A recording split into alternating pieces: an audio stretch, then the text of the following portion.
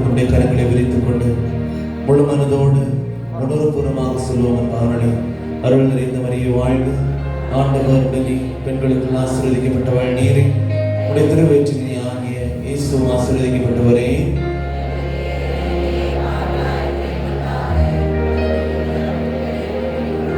அன்பாருளை நம்முடைய வாழ்க்கையில் இருக்கக்கூடிய வேதனைகளை நினைத்து ஜெபிப்போம். மாதாவே, எங்களுடைய வாழ்க்கையில் இருக்கக்கூடிய வேதனைகளை எடுத்து மாற்றுங்க. எங்களுக்காக எங்க அப்பா கிட்ட ஜெபிக்கிறீங்கன்னு சொல்லி தெரியும்.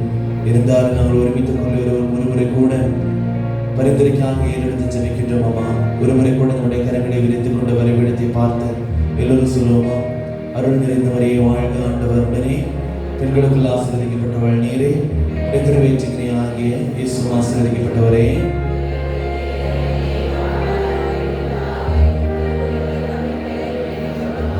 இயேசுவுக்கே புகழ். கைகளை தூக்கி சொல்லுவோம். இயேசுவுக்கே புகழ், இயேசுவுக்கே நன்றி. சத்தமாக இயேசுவுக்கே நன்றி, இயேசுவுக்கே ஆராதனை. எல்லோரும் சொல்லுவோம், இயேசுவுக்கே ஆராதனை. மரியே வாழ்க, மரியே வாழ்க. அப்புறம் எல்லோரும் எழுப்பி நிற்போமா? நமக்கு கொஞ்சம் நேரம் தான் இருக்கிறது. இறைவார்த்தை கேட்பதற்கு முன்னாடி நம்மளை நாமே ஆயத்தப்படுத்திக் கொண்டு ஆவியானவர் நம்மளை தொட வேண்டும் என்ற உணவரோடு ஒரு பாடலை பாடி நான் ஜெபிக்க இருக்கின்றோம். இறைவார்த்தை கேட்க இருக்கின்றோம். நேரத்தில் நம்முடைய கரங்களை தட்டி கொண்டு வாய்களை திறந்த பாடலை பாடி ஆவியானவர் நீங்கள் எங்களை தொட வேண்டும். நேரங்களை தொட்டால் மட்டும்தான் இந்த இடத்தில் நாங்கள் முழு மனதோடு இருக்க முடியும். எனவே நம்முடைய கரங்களை தட்டி கொண்டு வாய்களை திறந்த இந்த பாடலை பாடுவோம். இயேசுவே, நேரங்களை தொட வேண்டும், நம்முடைய ஆசீர்வாதத்தை நாங்கள் பெற வேண்டும் என்ற உணவரோடு நாம் பாடுவோம். இன்றைய நாள் நமக்கு கொஞ்ச நேரம் தான் இருக்கிறது. பாருளை இறைவார்த்தை கேட்கக்கூடிய நேரம். நாளை நாள் நாம் பல காரியங்களை சிந்திக்க இருக்கின்றோம். இந்த நாள் நமக்கு கிடைத்திருக்கக்கூடிய கொஞ்ச நேரத்தில் நாம் இறைவனை அறிய இருக்கின்றோம், இறைவனுடைய ஆசீர்வாதத்தை பெற இருக்கின்றோம். இந்த நேரத்தில் நம்முடைய கரங்களை தட்டி கொண்டு வாய்களை திறந்து இறைவனை பாடி மகிமைப்படுத்தும். இறைவன் நம்மளை ஆசீர்வதிப்பார். ஒரு முறை கூட கைகளை தூக்கி வரைபடத்தை பார்த்து சொல்லுவோமா? இயேசுவுக்கே புகழ். சத்தமாக இயேசுவுக்கே புகழ், சத்தமாக இயேசுவுக்கே புகழ், இயேசுவுக்கே நன்றி, இயேசுவுக்கே ஆராதனை. சொல்லுவோம், இயேசுவுக்கே ஆராதனை. மரியே வாழ்க. சொல்லுவோம், மரியே வாழ்க, மரியே வாழ்க, மரியே வாழ்க.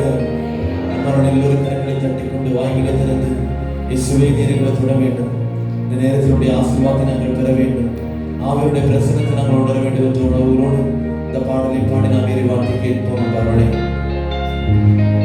ஆட்கொள்ளவா, என்னை ஆட்கொள்ளவா, அடலாய் தடலாய் உருமாற்றவா. சொல்லுவோம், ஆட்கொள்ளவா, என்னை ஆட்கொள்ளவா, அடலாய் தடலாய் உருமாற்றவா, அடலாய் தடலாய் உருமாற்றவா. சொல்லுவோம், அடலாய் தடலாய் உருமாற்றவா.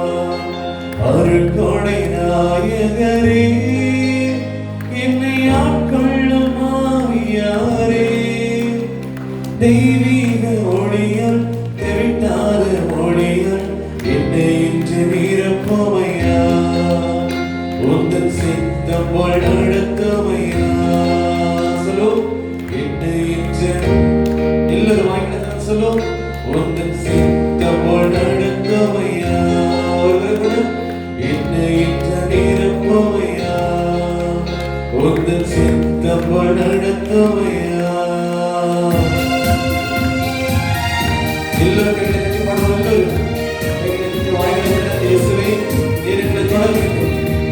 ஆசீர்வதிக்க வேண்டும். ஆவியுடைய பிரசன்னத்தால்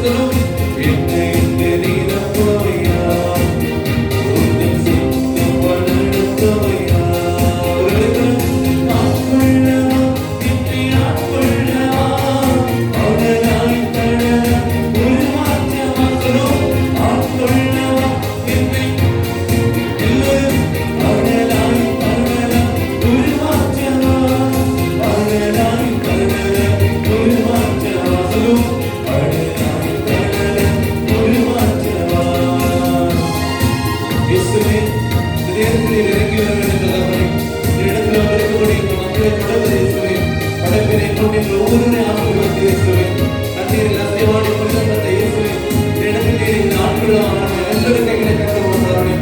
கைகளை கட்டி பாடக்கூடிய நேரத்தில் தான் இயேசுடைய ஆசீர்வாதத்தை நாம் பெற முடியும். ஆவியுடைய வல்லமை நாம் உள்ளவர்கள் எல்லாரும் கைகளை கட்டி வாங்கிட்டு திறந்து பாடுவோம். இயேசுவை நேரங்களை தொட வேண்டும், நேரங்களை ஆசீர்வதிக்க வேண்டும். எல்லாரும் கைகளை கட்டி வாங்கிட்டு திறந்து பாட மேம்படுத்துவோம். அனைத்தினை ஆட்கொண்டு உயிரழைத்தே தண்ணீரில் அசைவாடி புனிதம் தந்தி படும். அனைத்தினை ஆட்கொண்டு உயிரழைத்தே தண்ணீரில் அசைவாடி புனிதம் தந்தி என்னையும் ஆட்கொள்ள மாறுமையா, என்னையும் ஆட்கொள்ள மாறுமையா படும். ஆட்கொள்ளவா என்னை ஆட்கொள்ளவா அழகாய் தளர உருமாற்றவா படும். ஆட்கொள்ளவா என்னை ஆட்கொள்ளவா அழகாய் தளர உருமாற்றவா அழகாய் தளர உருமாற்றவா சொல்லும். அழகாய் தளர உருமாற்றவா அருள் கொடை நாயகரே என்னை ஆட்கொள்ளும் ஆவியானவரே. தெய்வீக ஒளியும் தெவிட்டாத மழையும் என்று இந்த நீரப்போமை ஐரோக்கு எழுதி பாடும். எல்லாரும் வாய்க்கிறது என்று இந்த நீரப்போமையா உங்கள் சித்தம் போல் நடத்துமையா. இயேசுவே யோர்தானில் வெட்பராக இறங்கி வந்தீரே, நேரத்திலே ஒவ்வொரு விடுதலைக்காக இறங்கி வாருங்கள். இயேசுவே ஆவியானவர் வல்லமையாக எனக்கு திறப்புகள் தருகிறேன். எல்லாரும் கைகளை கட்டி வாய்களை திறந்து பாடுவோம். நாம் பாடுகிற நேரத்தில் என்னுடைய ஆசீர்வாதத்தை பெற முடியும். இதனை உணர்வு நான் அறிய முடியும். எல்லாரும் கைகளை தட்டி வாய்களை திறந்து பாட மேம்படுத்துவோம்.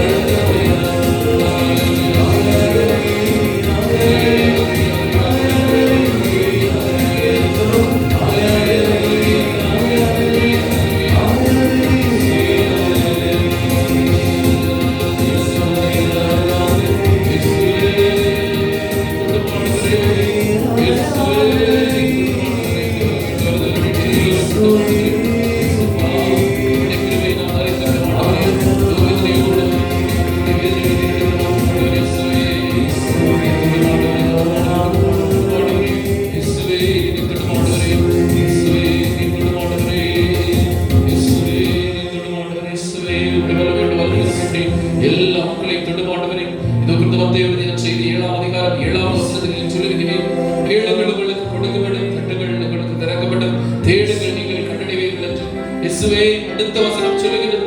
இதோ கேட்போர் எல்லோரும் பெற்றுக் கொள்ளுகிறார்கள், கேட்போர் எல்லோரும் பெற்றுக் கொள்ளுகிறார்கள்.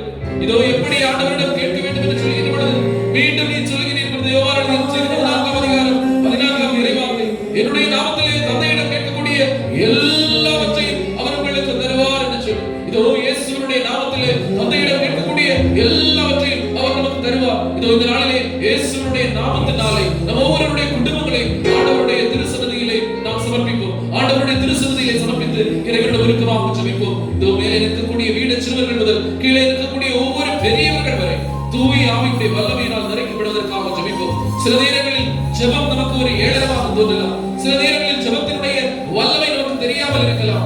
ஆண்டவருடைய வல்லமை நமக்கு தெரியாமல் இருக்கலாம். இன்று ஆண்டவருடைய வல்லமை உணர்ந்து விலை கொடுத்து ஜெபிக்கக்கூடியவர்களாக, விசுவாசத்தோடு ஜெபிக்கக்கூடியவர்களாக, இதோ இந்த நேரத்திலே நாம் விருப்பத்தோடு ஜெபிக்கக்கூடியவர்களாக, விருப்பத்தோடு ஆண்டவருடைய பக்கத்திலே நெருங்கி வந்தவர்களாக இந்த இடத்திலே இருந்து கொண்டு ஜெபிப்போம். ஆண்டவரை நான் ஜெபிக்கின்ற பொழுது, உம்முடைய வார்த்தையை கேட்கின்ற பொழுது என்னுடைய இல்லத்தில் அற்புதங்கள் நடைபெற வேண்டும், அதிசயங்கள் நடைபெற வேண்டும், என்னுடைய குடும்பத்தில் இருக்கக்கூடிய தடைகள் உடைக்கப்பட வேண்டும். உம்முடைய வார்த்தை இதோ பெரிய சக்தி வாய்ந்த ஆயுதம் என்பதை நாங்கள் நன்கு அறிகின்றோம் அப்பா. சக்தி வாய்ந்த ஆயுதம் என்பதை நாங்கள் நன்கு அறிகின்றோம் ஆண்டவரே. சாலமோனுடைய ஞான புத்தகத்திலே 16ஆம் அதிகாரம் 12வது இறைவார்த்தை சொல்லுகின்றது, மருந்தினாலோ பச்சிலையினாலோ அல்ல, கடவுளுடைய வாயிலிருந்து புறப்படக்கூடிய வாய்ச்சொல் ஓமனினால் மனிதன் உயிர் வாழ்வான் என்று சொல்லி, இதோ ஆண்டவருடைய வார்த்தைக்கு பெரிய சக்தி உண்டு. யோவான் 1:1 தொடக்கத்தில் வாக்கு இருந்தது, அவ்வாக்கு கடவுளோடு இருந்தது, அவ்வாக்கு கடவுளாகவும் இருந்தது. ஆண்டவருடைய வார்த்தை கடவுளுடைய சக்தி வாய்ந்தது. ஆண்டவருடைய வார்த்தை கடவுளாக செயல்படக்கூடிய ஆற்றல் வாய்ந்தது. இதோ அதற்கு படைப்பதற்கு ஆற்றல் உண்டு. இழந்து போன எல்லாவற்றையும் திரும்பி கொண்டு வருவதற்கான ஆற்றல் உண்டு. தொடக்க நூலிலே நாம் வாசிக்கின்றோம், ஆண்டவர் ஒளி தோன்றுகின்றார், ஒளி தோன்றிற்று. கடல் தோன்றுகின்றார், கடல் தோன்றிற்று. நிலம் தோன்றுகின்றார், நிலம் தோன்றிற்று. அவர் சொன்னார், அது நடந்தது. அவருடைய வார்த்தைக்கு பெரிய சக்தி உண்டு. ஆண்டவருடைய வார்த்தைக்கு பெரிய சக்தி உண்டு. ஆண்டவரே, உம்முடைய வார்த்தை நாங்கள் கேட்கின்ற பொழுது அதனுடைய மதிப்பு உணர்ந்து நாங்கள் கேட்பதற்கு, விளையாட்டுத்தனமாக அதை தள்ளிவிடாமல் இதோ ஆண்டவரே விசுவாசத்தோடு கூட அந்த வார்த்தைகளை எங்களுடைய உள்ளத்திலே பதிய வைப்பதற்கும் இந்த நாளிலே எங்களுக்கு அபிஷேகத்தை தாரும் ஆண்டவரே, ஆசீர்வாதத்தை தாரும் ஆண்டவரே. இயேசுநாதரே, உம்முடைய வார்த்தைகள் ஒவ்வொன்றும் எவ்வளவு சக்தி வாய்ந்தது என்பதை எங்களுக்கு நன்கு உணர வையும் அப்பா. இயேசுவே, இதோ நல்ல நிலத்தில் விழுந்த விதை போல அது 30, 40, 100 மடங்காக பலனை தரட்டும் ஆண்டவரே. இயேசுவே, உம்முடைய வார்த்தை என்னுடைய உள்ளத்திலும் இல்லத்திலும் விழட்டும் ஆண்டவரே. உம்முடைய வார்த்தை என்னுடைய உள்ளத்துக்குள்ளாலும் இல்லத்துக்குள்ளாலும் விழட்டும் ஆண்டவரே. என்னுடைய உள்ளத்தில் இருக்கக்கூடிய சாத்தானுடைய சோதனைகள், நிச்சயங்கள் எல்லாவற்றையும் எடுத்து மாற்றும் அப்பா. என்னுடைய குடும்பத்தில் இருக்கக்கூடிய சாத்தானுடைய எல்லா தடைகளை எடுத்து மாற்றும் ஆண்டவரே. ஒருவேளை அது திருமண தடையாக இருக்கலாம், குழந்தை வாக்கியத்திற்கான தடையாக இருக்கலாம், பொருளாதார தடையாக இருக்கலாம், சமாதானத்திற்காக தடையாக இருக்கலாம். எந்த தடையாக இருந்தாலும் இயேசுவுடைய வார்த்தை இன்று என்னுடைய குடும்பத்திற்குள்ளால் கடந்து சென்று அங்கு இருக்கக்கூடிய எல்லா வேதனைகளையும் எடுத்து மாற்றும் என்று விசுவாசத்தோடு கூட, இயேசுவே, உம்முடைய வார்த்தை என்னை தொடட்டு ஆண்டவரே, உம்முடைய வார்த்தை என்னை தொடட்டு ஆண்டவரே, உம்முடைய வார்த்தை என்னை தொடட்டு ஆண்டவரே, உம்முடைய வார்த்தை என்னை தொடட்டு ஆண்டவரே என்று சொல்லி ஆண்டவருடைய விருக்கமாக சொல்லிட்டோம். ஆண்டவரே, உம்முடைய வார்த்தை என்னை தொடட்டும் ஆண்டவரே. உம்முடைய வார்த்தை என்னையும் என்னுடைய குடும்பத்தையும் தொடட்டும் அப்பா. உம்முடைய வார்த்தை எனக்கு ஒரு பெரிய நலனை திரட்டும். உம்முடைய வார்த்தை எனக்கு ஒரு பெரிய அபிஷேகத்தை திரட்டும். உம்முடைய வார்த்தை எனக்கு ஒரு ஆனந்தத்தை திரட்டும் அப்பா. உம்முடைய வார்த்தை என்னுடைய குடும்பத்துக்குள்ளாக கடந்து வந்த அமைதியை திரட்டும் ஆண்டவரே. உம்முடைய வார்த்தைக்காக நான் செவிமடுக்கிறேன்ப்பா. உம்முடைய வார்த்தை கேட்பதற்காக நான் செவிமடுக்கிறேன் ஆண்டவரே. இயேசுவே, என்னை தொடும் ஆண்டவரே. இயேசுவே, என்னை தொடும் ஆண்டவரே. எல்லோரும் சொல்லி தரக்கூடிய ஜெபத்தை ஏற்று சொல்லுவோமா? இயேசுவே, இயேசுவே, மிக சத்தமாக இயேசுவே, உம்முடைய வார்த்தையினால் என்னையும் என்னுடைய குடும்பத்தையும் சாத்தானுடைய பிடியிலிருந்து விடுவித்தருளும். இயேசுவே, உம்முடைய வார்த்தையினால் என்னையும் என்னுடைய குடும்பத்தையும் நோயினுடைய தாக்கத்திலிருந்து விடுவித்தருளும். இயேசுவே, உம்முடைய வார்த்தையினால் என்னுடைய குடும்பத்தின் பொருளாதார தடைகளை நீ அப்புறப்படுத்தியருளும். இயேசுவே, உம்முடைய வார்த்தையினால் என்னை நீர் அபிஷேகம் செய்தருளும். ஆமென், ஆமென், ஆமென். பசும்பொருளை நம்முடைய இடத்தில் அமைதியாக அமர்ந்து கொள்வோம். அன்னையினுடைய பரிந்துரையை நாடுவோம். அமல உத்தவ கன்னிகையாக இருக்கக்கூடிய அன்னையை நீங்கள் ஒவ்வொருவருடைய விண்ணப்பங்களையும் விண்ணுக்கு கொண்டு செல்லக்கூடிய ஆயுதமாக நீ இருக்கின்றாய். இதோ ஆண்டவரிடம் பரிந்து பேசி கானாவூர் கல்யாண வீட்டிலே முதல் அற்புதம் நடைபெறுவதற்கு காரணமாக திகழ்ந்த நீ எங்கள் ஒவ்வொருவருடைய குடும்பங்களுக்காக பரிந்து பேச வேண்டும் என்று உம்மை நோக்கி நாங்கள் ஜெபிக்கின்றோம். அருள் நிறைந்த மரியே வாழ்க.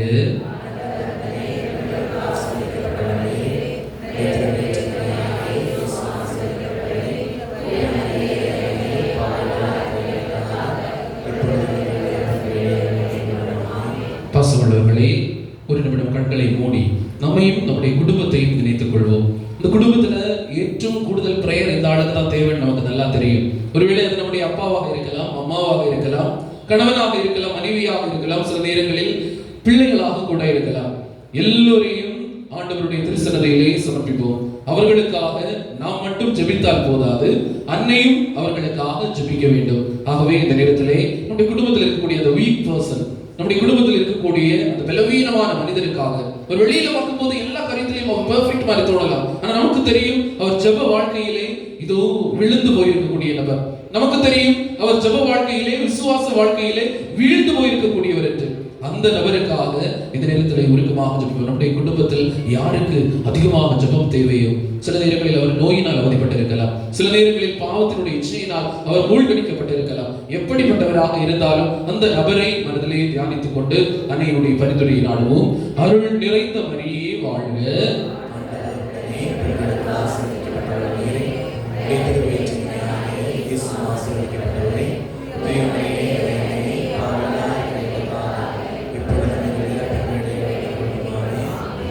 பசமுள்ளவர்களே, இந்த விமலபுரத்திலே வாழக்கூடிய நம்முடைய தேவாலயத்தில் உள்ள மக்கள் எந்தெந்த இடங்களில் எல்லாம் இருக்கின்றார்களோ அங்கெல்லாம் இருக்கக்கூடிய இஸ்லாமிய சகோதரர்கள் உண்டு, இந்து சகோதரர்கள் உண்டு, கிறிஸ்தவ சகோதரர்கள் உண்டு.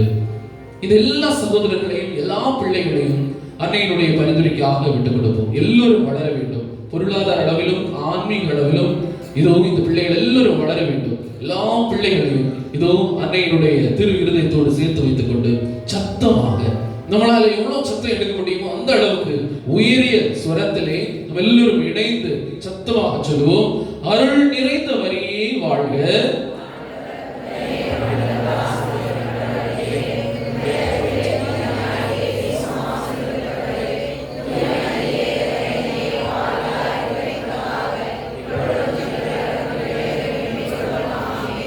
பிதா சுதன் பரிசுத்த ஆவியின் திருப்பெயராலே. அமல உற்பவ கன்னிகையே எங்களுக்காக வேண்டிக் கொள்ளும். அமல உற்பவ கன்னிகையே, அமல உற்பவ கன்னிகையே. பாசமுள்ளவர்களே, இன்று நாம் ஆண்டவருடைய அபிஷேகத்தை கூடுதலாக பெற்றுக் கொள்வதற்காக எப்படி இருந்தால் ஆண்டவருக்கு நம்மை பிடிக்கும், எப்படி நம்ம இருந்தா கடவுளுக்கு நம்ம பிடிக்கும் என்பதை குறித்து சிந்திக்க இருக்கின்றோம். நேற்றைய தினத்திலே நாம் நம்முடைய ஜெபம் கேட்கப்பட வேண்டும் என்று சொன்னால் எப்படி ஜெபிக்க வேண்டும் என்பதை குறித்து சிந்தித்தோம். எப்படி ஜெபிக்க வேண்டும்? விருப்பத்தோடு ஜெபிக்க வேண்டும், விசுவாசத்தோடு ஜெபிக்க வேண்டும், விலை கொடுத்து ஜெபிக்க வேண்டும். அப்படி நாம் ஜெபிக்கின்ற பொழுது நிச்சயமாக நம்முடைய ஜெபம் கேட்கப்படும் என்பதை நாம் நேற்றைய தினத்திலே சிந்தித்தோம். இன்று ஆண்டவருக்கு பிடித்தவர்களாக நாம் மாற வேண்டும் என்று சொன்னால் என்ன செய்ய வேண்டும் என்பதை குறித்து நாம் சிந்திக்க இருக்கின்றோம். புனித மார்க்கு எழுதிய நற்செய்தி 9ஆம் அதிகாரம் 2 முதல் உள்ள இறைவார்த்தைகள். தூய மார்க் எழுதிய நற்செய்தி 9ஆம் அதிகாரம் 2 முதல் 8 வரை உள்ள இறைவார்த்தைகள். திருவிவிலியம் கொண்டு வந்த எல்லோரும் திருவிவிலியத்தை எடுப்போம், திருவிவிலியத்தை தொடுவோம், திருவிவிலியத்தை பார்ப்போம், வாசிப்போம், அதில் வாசிக்கக்கூடிய வார்த்தைகளை கேட்போம். இயேசுவை தொடுகின்றோம், இயேசுவை பார்க்கின்றோம், இயேசுவை கேட்கின்றோம், இயேசு பேசுவதை கேட்கின்றோம் என்ற உணர்வோடு கூட இந்த நேரத்திலே திருவிவிலியம் கொண்டு வந்த எல்லோரும் திருவிவிலியத்தை எடுத்துக்கொள்வோம். பீட சிறுவர்களும் உங்களுடைய அருகிலே இருக்கக்கூடிய திருவிவிலியத்தை எடுத்து அந்த திருவிவிலியத்தில் இருக்கக்கூடிய வார்த்தைகளை சேர்ந்து நாம் வாசிப்போம். புனித மார்க் எழுதிய நற்செய்தி 9ஆம் அதிகாரம் 2 முதல் 8 வரை உள்ள இறை வார்த்தைகள். 6 நாட்களுக்கு பின்பு இயேசு பேதுருவையும் யாக்கோபையும் யோவானையும் அழைத்து ஓர் உயர்ந்த மலைக்கு அவர்களை மட்டும் தனியாக கூட்டிக் கொண்டு போனார். அங்கே அவர்கள் முன் அவர் தோற்றம் மாறினார். அவருடைய ஆடைகள் இவ்வுலகில் எந்த சலவைக்காரரும் வெளுக்க முடியாத அளவுக்கு வெள்ளை விளையரென ஒளி வீசின. அப்போது எலியாவும் மோசேவும் அவர்களுக்கு தோன்றினர். இருவரும் இயேசுவோடு உரையாடி கொண்டிருந்தார்கள். பேதுரு இயேசுவை பார்த்து, ரபி, நாம் இங்கேயே இருப்பது நல்லது. உமக்கு ஒன்றும் மோசேக்கு ஒன்றும் எலியாவுக்கு ஒன்றுமாக 3 கூடாரங்களை அமைப்போம் என்றார். தாம் சொல்வது என்னவென்று அவருக்கு தெரியவில்லை, ஏனெனில் அவர்கள் மிகுந்த அச்சம் கொண்டிருந்தார்கள். அப்போது ஒரு மேகம் வந்து அவர்கள் மேல் நிழலிட, அந்த மேகத்தினின்று, என் அன்பார்ந்த மைந்தர் இவரே, இவருக்கு செவிசாயுங்கள் என்று ஒரு குரல் ஒலித்தது. உடனடியாக அவர்கள் சுற்றுமுற்றும் பார்த்தார்கள். தங்கள் அருகில் இயேசு ஒருவரை தவிர வேறு எவரையும் காணவில்லை. இறைவா, புகழ்ச்சி உமக்கு ஏற்றதாகும். பாசமுள்ளவர்களை, இயேசு தோற்றம் மாறக்கூடிய நிகழ்வை நாம் வாசித்தோம். இயேசு தோற்றம் மாறுகின்ற பொழுது எத்தனை நபர்கள் இயேசுவோடு சேர்த்து எத்தனை பேர் இருக்கிறாங்க அந்த கூட்டத்துல? 3 பேர். இயேசுவோடு சேர்த்த 3 பேர் இருந்தாங்க. 4 பேர். 4 பேர் தான் இருந்தாங்களா? 6 பேர். 6 பேர் தான் இருந்தாங்களா? எத்தனை பேர் இருந்தாங்க? எத்தனை பேர் இருந்தாங்க? மொத்தம் 6 நபர்கள். 6 நபர்களா? தந்தையாகிய கடவுளோட சேர்த்து 7 நபர்கள் அந்த இடத்திலே இருக்கிறார்கள். இயேசு, 3 சீடர்கள், இயேசுவும் 3 சீடர்களும். எத்தனை ஆச்சு? 4. எலியாவும் மோசேவும் 4 2 எத்தனை ஆச்சு? 6. தந்தையாகிய கடவுள் எத்தனை ஆச்சு? 7 பேர் அந்த இடத்துல என்ன செய்றாங்க? இயேசுவினுடைய தோற்ற மாறுதல் நிகழ்வின் போது கூட இருக்கிறாங்க. பாசமுள்ளவர்களை, 7 என்று சொல்வது ஒரு முழுமையை குறிக்கின்றது. இயேசு தன்னை முழுமையாக இந்த உலகத்திற்கு வெளிப்படுத்தக்கூடிய இந்த தோற்ற மாறுதல் நிகழ்வின் பொழுது என்னென்ன காரியங்கள் அந்த இடத்துல நடக்குது அப்படின்னு சொன்னா, ஒரு அன்பினுடைய சங்கமமாக அந்த இடம் மாற்றப்படுகிறது. முதல்ல இயேசு செய்கிறார், தன்னுடைய அன்பார்ந்த சீடர்கள் 3 பேர் அந்த இடத்துக்கு என்ன செய்யறாரு? கூட்டிட்டு போறாரு. தனக்கு விருப்பம் உள்ள, தனக்கு அன்பு உள்ள 3 சீடர்களை இயேசு அந்த இடத்திற்கு தன்னோடு அழைத்து செல்கிறார். இப்ப இயேசுவுடைய பக்கத்துல இருக்கணும் அப்படின்னு சொன்னா நம்ம என்ன செய்யணும்? இயேசுவுக்கு அன்புக்குரியவர்களாக இருக்க முடியும். இப்ப அன்புக்குரியவர்கள் அல்லாமல் யாருமே இயேசுவுடைய பக்கத்துல என்ன செய்ய முடியாது? நெருங்கி வர முடியாது. இயேசுவுக்கு பிடித்தவர்கள் அல்லாம யாரும் இயேசுவுடைய பக்கத்துல என்ன செய்ய முடியாது? நெருங்கி வர முடியாது. புனித மார்க் எழுதிய நற்செய்தி 3ஆம் அதிகாரம் 13வது இறைவார்த்தை. புனித மார்க் எழுதிய நற்செய்தி 3ஆம் அதிகாரம் 13வது இறைவார்த்தை.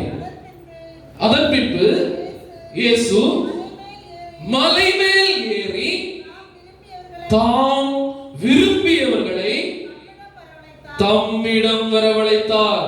அதன் பின்பு இயேசு மலை மேல் ஏறி தான் விரும்பியவர்களை தம்மிடம் வரவழைத்தார். 3ஆம் அதிகாரம் 34வது இறைவார்த்தை என்ன சொல்லுது? 3ஆம் அதிகாரம் 34வது இறைவார்த்தை.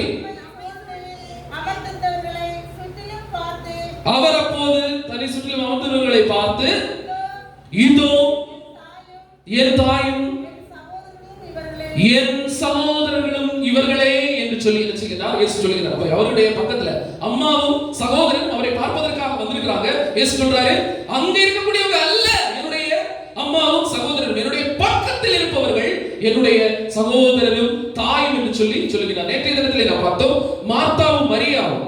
மரியா இயேசுவுடைய பக்கத்தில் இருந்தார். இயேசு கடைசியில் சொல்றாரு, நல்ல பங்கை மரியா தேர்ந்து கொண்டார். நல்ல பங்கை மரியா தேர்ந்து கொண்டார். அப்ப இயேசுவுடைய பக்கத்துல இருக்கணும் அப்படின்னு சொன்னா அது ஒரு ஆசீர்வாதம். இந்த இடத்துல நம்ம பார்க்கின்றோம், இந்த 3 சீடர்கள், 12 திருத்தூதர்கள் உண்டு, 72 சீடர்கள் உண்டு. இவர்களுக்கு மத்தியில் இருந்து இந்த 3 திருத்தூதர்களை தன்னோடு இருப்பதற்காக இயேசு தாபோர் மலைக்கு அழைத்து செல்கிறார் என்று சொன்னால், அவரோடு நெருங்கி இருக்கக்கூடிய இந்த சீடர்கள் இயேசுவுடைய அன்புக்கு பாத்திரமானவர்கள், அவருடைய அன்புக்கு பாத்திரமானவர்கள். கடவுளோடு சேர்ந்து இருக்கக்கூடியவங்க அவருடைய அன்பிற்கு பாத்திரமானவர்கள். எத்தனையோ பேர் வீடுகளில் கிடந்து தூங்குகின்ற பொழுது நம்ம மட்டும் என்ன செய்யணும்? தேவாலயத்திலிருந்து ஜெபித்துக் கொண்டிருக்கின்றோம் என்று சொன்னால், ஆண்டவருடைய இல்லத்திலிருந்து ஜெபித்துக் கொண்டிருக்கின்றோம் என்று சொன்னால், அவருடைய அன்புக்கு நாம் பாத்திரவான்கள் என்பதை கடவுள் என்ன செய்கிறார்? மீண்டும் நமக்கு சுட்டி காட்டுகிறார். அப்ப பாசம் உள்ளவர்களே, நமக்கு தெரியும், இறந்த வீட்டுக்கு நீங்க போயிருப்பீங்க இல்லையா? இறந்த வீட்டுக்கு நம்ம போறதுண்டா? போவோம் இல்லையா? நம்ம விழிக்காமலே போகக்கூடிய ஒரு இடம் இந்த இறந்த வீடு மட்டும்தான். இப்போ நம்ம என்ன செய்வோம்? இறந்த வீட்டுக்கு போவோம். இறந்த வீட்டுக்கு போகும்போது நீங்க பார்த்திருப்பீங்க, இறந்த உடலோடு சேர்ந்து இருப்பாங்க இல்லையா? கொஞ்சம் பேர் சேர் போட்டு அழுதுட்டு இருப்பாங்க இறந்த உடலோடு சேர்ந்து. அவங்க யாரு? இயேசுவினுடைய உறவினர்களா? இறந்த ஆளுடைய உறவினர்கள். இறந்த ஆளுடைய இரத்த உறவுகள் நினைச்சுவாங்க அந்த உடலோடு சேர்ந்து இருப்பார்கள். கொஞ்சம் பேர் நினைச்சுவாங்க வீட்டுக்குள்ளார இருப்பாங்க இல்லையா? அந்த இறந்த ஆளுடைய வீட்டுக்குள்ளார இருப்பாங்க. அவங்க எல்லாரும் யாரு? உறவினர்கள். கொஞ்சம் பேர் வீட்டுக்கு வெளியே இருப்பாங்க. அவங்க யாரு? ஊர் மக்கள். நினைச்சுவாங்க வீட்டுக்கு வெளியே இருப்பாங்க. கொஞ்சம் பேர் நினைச்சுவாங்க ஓடிட்டு நடப்பாங்க. பெட்டி வாங்கியாச்சா, குழி வெட்டியாச்சா அப்படின்னு சொல்லி நினைச்சுவாங்க. கொஞ்சம் காரியஸ்தர்கள் நினைச்சுவாங்க ஓடிட்டே நடப்பாங்க. நம்ம யோசித்து பார்க்கணும், ஏற்றும் கூடுதல் இந்த நபர்களோடு அன்புள்ளவர்கள் எங்க இருப்பாங்க? பக்கத்திலேயே இருப்பாங்க இல்லையா? அவங்களை பார்த்துட்டே இருப்பாங்க, அவங்களுடைய பக்கத்துல நெருங்கி இருப்பாங்க. சிந்தித்து பார்க்க வேண்டும். பலிபீடத்தோடு சேர்ந்து இருக்கக்கூடியவர்கள் இயேசுவினுடைய இரத்த உறவுகள். பலிபீடத்தை விட்டு வெளியிலே இருக்கக்கூடியவர்கள் ஊர் மக்கள். பலிபீடத்தை விட்டு வீடுகளில் இருந்து கொண்டு அது கட்டியிருக்கா, லைட் போட்டிருக்கா, ஸ்பீக்கர் திருப்பி வச்சிருக்கா, நிமித்து வச்சிருக்கா அப்படின்னு சொல்லிட்டு நினைச்சுவாங்க. கொஞ்சம் காரியஸ்தர்கள் நினைச்சுவாங்க ஓடிட்டே நடப்பாங்க. பாசமுள்ளவர்களை சிந்தித்து பார்க்க வேண்டும். யார் இயேசுவுடைய பக்கத்தில் இருக்கின்றார்களோ அவர்கள் தான் இயேசுவுடைய அன்புக்கு பாத்திரவான்கள். யார் இயேசுவுடைய பக்கத்தில் நெருங்கி இருக்கின்றார்களோ அவர்கள் தான் இயேசுவுடைய அன்பிற்கு பாத்திரவான்கள். அதனால தான் ஆலயத்தினுடைய உள்ளால வரணும் ஃபாதர் சொல்றது. ஆலயத்தினுடைய உள்ளால வரணும் அப்படின்னு சொன்னா உள்ளால இருக்கக்கூடியது அந்த அளவு அன்பும் பாசமும் நிறைந்தது. கப்பீஸ் மீன் பார்த்திருப்பீங்க இல்லையா? இந்த கப்பீஸ் மீன் குட்டி போடும் போது என்ன செய்யும்? தன்னுடைய வாய்க்குள்ளால தன்னுடைய குஞ்சுகளை என்ன செய்யும்? கொண்டு நடக்கும். தன்னுடைய செவலுக்குள்ளால தன்னுடைய குஞ்சுகளை என்ன செய்யும்? கொண்டு நடக்கும். தனக்குள்ளால வச்சு கொண்டு நடக்கும். இந்த ஆலயம் இயேசுனுடைய மறை உடல். எவ்வளவு பாசம் இருந்தா கடவுள் என்ன செய்வார்? அந்த மறை உடலுக்குள்ளால நம்ம வச்சு கொண்டு நடப்பாரு. பாசமுள்ளவர்களே, இந்த திருப்பலி பீடத்துல முதல்ல அப்பங்களை அடுக்குவதை நீங்க பார்த்திருப்பீங்கன்னு நினைக்கிறேன். இல்லைன்னு சொன்னா சொல்லி தரேன். அப்பம் அடுக்கும் போது சின்ன சின்ன அப்பம் இருக்கு இல்லையா? நமக்கெல்லாம் தருவாங்க இல்லையா? அந்த சின்ன அப்பத்தை என்ன செய்வாங்க? முதல்ல அதுக்குள்ளால என்ன செய்வாங்க? அடுக்குவாங்க. அதுக்கு மேல என்ன செய்வாங்க? பெரிய அப்பம் உண்டு இல்லையா? இயேசுன்னு சொல்லக்கூடிய பெரிய அப்பத்தை என்ன செய்வாங்க? தூக்கி மேல வைப்பாங்க. இந்த பெரிய அப்பம் எப்ப கீழே போகும் அப்படின்னு சொன்னா நமக்கு தருவாங்க இல்லையா? இந்த அப்பத்தை விட்டு தருகின்ற பொழுது இந்த பெரிய அப்பம் என்ன செய்யும்? நிறைய கீழே போகும். இந்த சின்ன அப்பங்கள் எல்லாம் என்ன செய்யும்? மேல வரும். இது எப்படி அப்படின்னு சொன்னா ஒரு கோழி தன்னுடைய குஞ்சுகளை அடைகாப்பது போல கடவுள் என்ன செய்யறாரு? நம்ம அப்படியே சேர்த்து பிடிச்சு அடைகாக்குறாரு. யாரெல்லாம் இயேசுடைய உடலையும் ரத்தத்தையும் பிறகுதாரோ அவங்களை எல்லாம் சேர்த்து வச்சிருக்கிறாரு. அப்படியே கடைசியில அந்த பிள்ளைகளை தூக்கி சுமக்கிறாரு. இயேசுடைய அன்புடைய ஒரு பாட்டின் போது என்ன செய்வாங்க? இயேசுடைய உடல் உடைக்கப்படும். உடல் உடைக்கப்பட்டு ரத்தம் சிந்தப்பட்ட பிறகு இயேசு எல்லாரையும் தூக்கி சுமக்கிறாரு. அப்படி தன்னுடைய பிள்ளைகளை எல்லாம் தூக்கி சுமந்து கொண்டு என்ன செய்தார்? இந்த தேவன் கருணையை நமக்கு தருகிறார். பாசம் உள்ளவர்கள் இவ்வளவு பாசம் வச்சிருந்தா கடவுள் தேவாலயத்துக்கு உள்ளாலே வாமக்களே அப்படின்னு சொல்லிட்டு நம்மளை கூப்பிடுவார். ஆலயத்துக்கு உள்ளால் இருப்பது ஒரு பெரிய அபிஷேகம். ஆலயத்துக்கு உள்ளால் இருப்பது ஒரு பெரிய ஆசீர்வாதம். ஆண்டவருடைய திரு உடலுக்குள்ளால் நம்ம என்ன செய்கின்றோம்? இருக்கின்றோம். இப்ப திரு உடலுக்குள்ளால் இருக்கிற பொழுது எவ்வளவு நம்ம பாதுகாப்பாக இருக்கின்றோம் என்பதை உணர்ந்து பார்ப்போம். பாசமுள்ளவர்களை எவ்வளவு வேதனை இருக்கட்டும், வருத்தம் இருக்கட்டும், வலி இருக்கட்டும், இருக்கக்கூடிய பெரியவர்களுக்கு தெரியும். நீங்க வலியோடு வருத்தத்தோடு வேதனையோடு இருக்கின்ற பொழுது ஆலயத்திற்கு உள்ளால வரும்போது நமக்கு ஒரு சேஃப் கிடைக்கும்.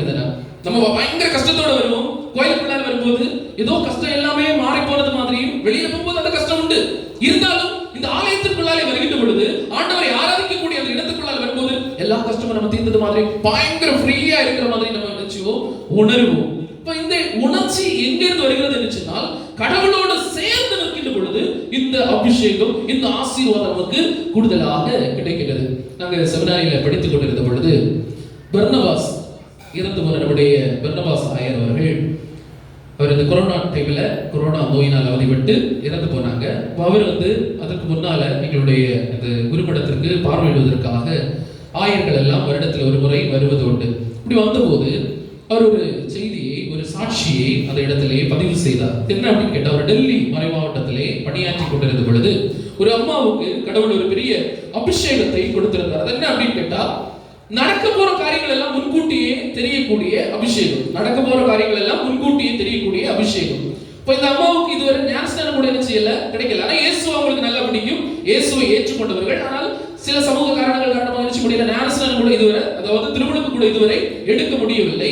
இந்த தாய் ஒவ்வொரு நாளும் ஜெபித்துக் கொண்டு நடக்க போற காரியங்களை எல்லாம் முன்கூட்டியே மக்களுக்கு சொல்லி வந்தார்கள். இயேசுவுக்கே புகழ். எனக்கே கேட்கல, இயேசு கேட்குமா? சத்தமா இயேசுவுக்கே புகழ், இயேசுவுக்கே ஆராதனை. ஹalleluya. புனிதர்களோடு சேர்ந்து சொல்லுவோம் ஹalleluya. வானதூதர்களோடு சேர்ந்து சொல்லுவோம் ஹalleluya. அன்னை மரியாவோடு சேர்ந்து சொல்லுவோம் ஹalleluya. ஹalleluya. வாசமுள்ளவர்களே, இந்த தாய் நடக்கக்கூடிய காரியங்கள் எல்லாம் முன்கூட்டியே தெரியக்கூடிய ஒரு பெரிய அபிஷேகத்தை பெற்றிருந்தார். பிஷப் என்ன செய்திருக்கிறாங்க, இந்த அம்மாவை பார்க்கறதுக்காக போய் இந்த அம்மாட்ட கேட்டிருக்காங்க, எங்கிருந்து உங்களுக்கு இவ்வளவு பெரிய பவர், எங்கிருந்து உங்களுக்கு இவ்வளவு பெரிய சக்தி கிடைக்குது அப்படின்னு சொல்லி. அப்ப இந்த அம்மா சொன்ன ஒரு காரியம் உண்டு, பிஷப் எங்க பூச ஒண்ணு நான் நினைச்சிருவேன் ஓடி போயிருவேன், எங்க திருப்பலி நடக்கிறதோ அந்த இடத்துல நான் நினைச்சுவேன் ஓடி போயிருவேன். ஒரு நாள் எத்தனை திருப்பலி என்னுடைய பக்கத்துல நடக்குதோ அவங்க இடங்கள் எல்லாம் நினைச்சுவேன் போவேன், எல்லா இடங்களுக்கும் நான் செல்லுவேன். எல்லா இடங்களுக்கும் சென்று என்னால முன்னால நிக்க முடியாது, நான் பின்னால நினைச்சுவேன் நிற்பேன், பின்னால நின்று கொண்டிருப்பேன். சொன்னா திருமுழுக்கு பெற்றவர்கள் எல்லாரும் என்ன செய்வார்கள், முன்னால நெருங்கி இப்படி நிற்பாங்க, என்னால முன்னால நிற்க முடியாது, நிக்க முடியாது, நான் பின்னால நின்று கொண்டிருப்பேன். இப்போ திருப்பலியினுடைய தொடக்கத்துல ஃபாதர் அந்த அப்பத்தையும் ரசத்தையும் எடுத்து முதல்ல விண்ணப்பம் செய்வார். இப்படி இந்த விண்ணப்பம் செய்கிற பொழுது எனக்கு தோணும், கடவுளே என்னைக்காவது ஒரு நாள் என்ன செய்யணும், உங்களை நானும் என்ன செய்யணும், என்னுடைய உணவாக்கி கொள்ள வேண்டும், உங்களை நானும் என்ன செய்யணும், என்னுடைய இதயத்துக்குள்ளால் ஏற்றுக்கொள்ளணும் அப்படின்னு சொல்லி எனக்கு சங்கடமா இருக்கும். திருப்பலியினுடைய பகுதி வேலை ஆகின்ற பொழுது இன்னும் சங்கடம் கூடும். திருப்பலி முடியக்கூடிய அந்த தருணத்திலே குருவானவர் இயேசுவுடைய உடலையும் இரத்தத்தையும் எடுத்துக்கொண்டு எங்களுடைய பக்கத்துல திரும்புவார். அப்ப நான் கண்ணீரோடு கேட்பேன், இயேசுப்பா எவ்வளவு சீக்கிரமாக என்னுடைய உள்ளத்துக்குள்ளால் நீங்க வர முடியுமோ, என்னுடைய இதயத்துக்குள்ளால் நீங்க வர முடியுமோ அவ்வளவு சீக்கிரமா வந்துருங்கப்பா அப்படின்னு சொல்லி நான் கண்ணீரோடு கேட்பேன். கொஞ்ச நேரம் தாண்டி குருவானவர் அப்பத்தையும் ரசத்தையும் எல்லோருக்கும் கொடுக்கிறதுக்கு தொடங்குவாங்க. இப்படி கொடுக்க தொடங்கும் போது முன்னால் இருக்கக்கூடிய பிள்ளைகள் எல்லாம் முதல்ல போவாங்க. கொஞ்ச நேரம் தாண்டி இளையவர்கள், கொஞ்ச நேரம் தாண்டி பெரியவர்கள் செல்வார்கள். இப்படி சென்று இறுதியில என்னுடைய பக்கத்துல நிற்கக்கூடியவங்க வரை போவாங்க. இப்ப எனக்கு ரொம்ப கஷ்டமா இருக்கும், என்னுடைய பக்கத்துல நிற்கவங்க போறாங்க, எனக்கு போகணும், என்னைக்காவது ஒரு நாள் எனக்கு என்ன செய்யணும், அந்த இடத்துல போய் இயேசுவுடைய திரு உடலையும் திரு ரத்தத்தையும் உட்கொள்ள வேண்டும் என்று சொல்லக்கூடிய ஆசை எனக்கு கூடுதலாக உண்டு. நான் அந்த இடத்துல வேதனையோடு அப்படியே நிற்பேன். எனக்கு முன்னால போகக்கூடியவங்க முன்னால போய் இயேசுனுடைய திரு உடலையும் திரு ரத்தத்தையும் வாங்கிட்டு அப்படியே திருப்பி வருவாங்க. திருப்பி வந்து என்னுடைய பக்கத்துல நிற்கும் போது, என்னுடைய பக்கத்துல நின்று அவங்க ஜெபிக்கின்ற பொழுது அவங்கள தெரியாம நான் அவங்கள தொடுவேன், அவங்கள தெரியாம நினைச்சுவேன் அவங்கள தொடுவேன். தொடும் போது ஒரு கரண்ட் ஷாக் அடிச்ச மாதிரி இருக்கும், தொடும் போது ஒரு கரண்ட் ஷாக் அடிச்ச மாதிரி இருக்கும். அதிலிருந்து கிடைக்கக்கூடிய பவர், அதிலிருந்து கிடைக்கக்கூடிய ஆற்றல் தான் நடக்கக்கூடிய காரியங்களை முன்கூட்டியே எனக்கு தெரிவிக்கிறது, இனி நடக்க போற காரியங்களை முன்கூட்டி எனக்கு தெரிவிக்கிறது. ஒரு தடவை யோசிச்சு பார்ப்போம், திருமுழுக்கு எடுக்காத புதுநன்மை எடுக்காமல் திருமுழுக்கு எடுத்து புதுநன்மை எடுத்து தேவனக்கருணை உட்கொள்ளக்கூடிய ஒரு ஆழ தொட்டப்ப இவ்வளவு பவர் அப்படின்னு சொன்னா, இயேசுனுடைய திரு உடலையும் திரு ரத்தத்தையும் உட்கொள்வதற்கு பாக்கியம் பெற்ற நாம் இயேசுனுடைய உடலையும் ரத்தத்தையும் நம்முடைய இதயத்திலே தாங்குகின்ற பொழுது எவ்வளவு பவர் இருக்கும் அப்படின்னு மட்டும் யோசித்து பாருங்கள். பாசமுள்ளவர்களே, தேவாலயத்துக்குள்ளார நம்ம கடந்து வரும்போது என்ன செய்வீங்க? வந்த உடனே என்ன செய்வீங்க? யாராவது இருக்கிறாங்களான்னு பார்ப்பீங்க. என்ன செய்வீங்க? தலை வணங்கும் இல்லையா? தலை வணங்கி முழந்தாள் பண்ணிட்டு ஜெபம் பண்ணிட்டு என்ன செய்வோம்? நம்முடைய இடத்துல போய் இப்போ உள்ளால வரும்போது இந்த நடு பகுதியில அங்கேயும் இங்கேயும் கிராஸ் பண்ணும்போது என்ன செய்வீங்க? தலை வணங்குவீங்க, சிலுவை வரைவீங்கல்ல. எதுக்காக அங்கே இங்கே கிராஸ் பண்ணும்போது சிலுவை வரைவீங்க? அங்க யார் இருக்கிறது? இயேசு இருக்கிறாரு. இயேசு எங்க இருக்கிறாரு? நற்கருணை பேழைக்குள்ளால் இருக்கிறார் இல்லையா? நற்கருணை பேழைக்குள்ளால் இருக்கிறார். இயேசுனுடைய பக்கத்துல ഏറ്റവും கூடுதல் பக்கத்தில் இருக்கக்கூடியது வீடச்செல்வர்கள். இருக்கக்கூடிய வீடச்செல்வர்கள் என்ன செய்றாங்க? இயேசுனுடைய ഏറ്റവും கூடுதல் பக்கத்தில் இருக்கிறாங்க. ஏகதேசம் ஒரு 8-10 அடி தொலைவில் என்ன செய்றாங்க? இருக்கிறாங்க. பின்னால் இருக்கக்கூடியவங்க ஏகதேசம் ஒரு 60-70 அடி தூரத்தில் இருக்கிறாங்க இல்லையா? இவ்வளவு தூரத்தில் இருக்கிறாங்க. இருந்தாலும் இயேசு அங்க இருக்கிறதுனால நடுவில் நம்ம வரும்போது என்ன செய்வோம்? தலை வணங்கி அந்த பக்கம் இந்த பக்கம் போவோம் இல்லையா? எதுக்காக? நற்கருணை இங்க இருக்கிறதுனால. குறைஞ்ச தூரம் எவ்வளவு? 8-10 அடி இருக்கும். கூடது ஒரு 70-80 அடி இருக்கும் தூரம். இவ்வளவு தூரத்தில் இருக்கக்கூடிய இயேசு நடுவில் இருக்கும்போது அந்த இடத்துல என்ன செய்வோம்? கிராஸ் பண்ணும்போது தலை வணங்கி சிலுவை அடையாளம் வரைந்து என்ன செய்யணும்? கிராஸ் பண்றோம். எல்லா நாளும் தேவனக்கரனை எடுக்கின்ற பொழுது அதே இயேசு என்னுடைய நாவின் வழியாக வந்து ஒரு ஜான் தூரம் கூட இல்லை என்னுடைய இதயம், ஒரு ஜான் தூரம் கூட இல்லை என்னுடைய இதயம். இந்த இதயத்துக்குள்ளால யாரு வருது? இந்த சக்கராரிக்குள்ளால் இருக்கக்கூடிய அதே இயேசு இங்க கடந்து வந்து என்னுடைய இதயத்திற்குள்ளாலே குடிகொள்ளுகின்ற பொழுது என்னுடைய பக்கத்தில் இருக்கிறார். அந்த உணர்வோடு நான் தேவாலயத்தில் இருந்து வெளியே செல்லுகின்றேனா, அந்த உணர்வோடு நான் தேவாலயத்தில் இருந்து என்னுடைய இல்லத்திற்கு செல்லுகின்றேனா என்று சிந்தித்து பார்ப்போம். பாசமுள்ளவர்களை, எவ்வளவு பெரிய பாக்கியத்தை கடவுள் நமக்கு தந்திருக்கின்றார். அதனால கடவுளுக்கு முதலிலே பிடித்தமானவர்கள் என்று சொல்வார்கள் அன்பானவர்கள், கடவுளின் மீது அன்பு வைத்திருப்பவர்கள். சும்மா பேச்சளவில் மட்டுமல்ல அன்பு அல்ல, செயலளவில் காட்டக்கூடிய அன்பு. பேச்சளவில் நிறைய அன்பு உண்டு.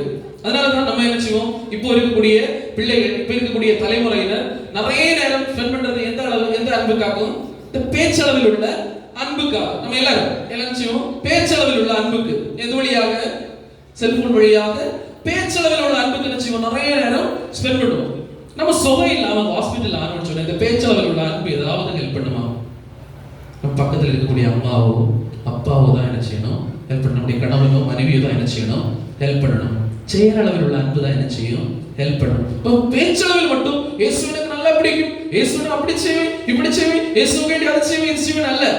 செயலளவில் உள்ள அன்பு உள்ளவர்களாக இருக்க வேண்டும். அதுதான் இரண்டாவது பாயிண்ட் நம்ம பார்க்கிறோம். இரண்டாவதாக இயேசுவை பார்ப்பதற்காக 2 அடக்கம் செய்யப்பட்டவர்கள் கடந்து வந்தார்கள். யாரெல்லாம்? இறந்து போன 2 பேர் வந்திருந்தாங்க. யாரெல்லாம்? எலியாவும் மோசே. பசுமுள்ளவர்களை, இந்த 2 புனிதர்களுடைய வாழ்க்கையை பார்க்கின்ற பொழுது மோசேயை அடக்கம் செய்தது யாரு? கடவுள். இணைச்சிட்டம் 34வது அதிகாரத்திலே 5-6 வார்த்தைகளை வாசிக்கின்ற பொழுது நமக்கு தெரியும், மோசேயை அடக்கம் செய்தது யாரு? கடவுள் அடக்கம் செய்கிறார். கடவுள் அவருடைய அடக்கம் செய்கிறார். அப்படின்னா அதனுடைய அர்த்தம் என்ன அப்படின்னு சொன்னா, மோசே இறந்து போய் அடக்கம் செய்யறது வரை கடவுள் யாருக்கு கூட உண்டாயிருந்தது? மோசேயினுடைய பக்கத்திலே இருக்கின்றார். மோசே இறந்து போய் அவரை அடக்கம் செய்யக்கூடிய தருணத்தில் வரை கடவுள் அவருக்கு கூட உண்டு. பிறந்தது முதல் இறந்தது வரை கடவுள் மோசேயோடு இருந்தார். எலியா இறைவாக்கினுடைய வாழ்க்கையை நாம் பார்க்கின்ற பொழுது எவ்வளவு சங்கூற்றம் உள்ள ஒரு ஆளுன்னு பார்க்கணும். பாகால் தெய்வத்தை வழிபடுவதற்காக ஆகாபு என்று சொல்லக்கூடிய அரசன் சொல்லுகிறார், பாகால் தெய்வத்தை என்ன செய்யணும், வழிபடணும். முடியாது. தைரியத்தோட சொல்றாரு. அவருக்கு எதிராக நாடே கிளம்பி நிற்குது.